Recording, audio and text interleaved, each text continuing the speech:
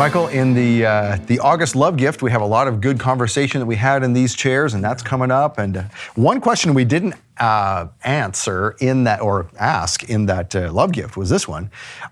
This one comes up a lot.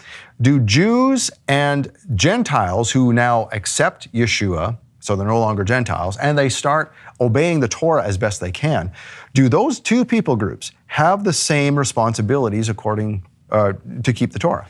Yeah.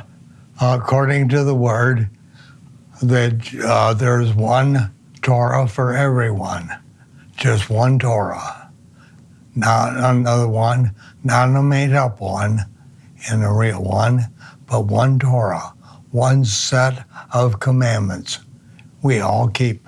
Mm. And that, I guess, leads to the notion that there is no Gentile gate when we come into this. Yeah, that's right. There's only the Israelite gates that go into the new city. Mm. No Gentiles come in.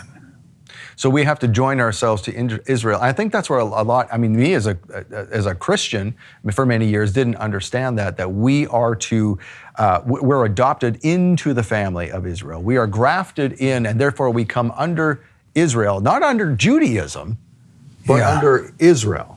Yeah, we keep the commandments according to the Word of God. We keep His commandments and do our best.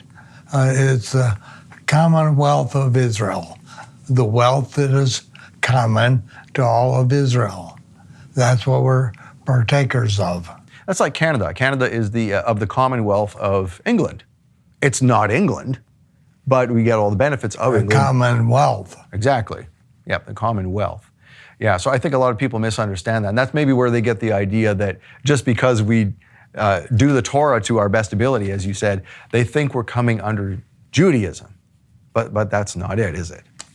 No, we're of the Commonwealth of Israel, not Judaism, which is Phariseeism. We don't do that. Okay. Yeshua said, don't follow the talking out and Maasim of the Pharisees. He means it. We don't follow them. He didn't do it. We don't do it.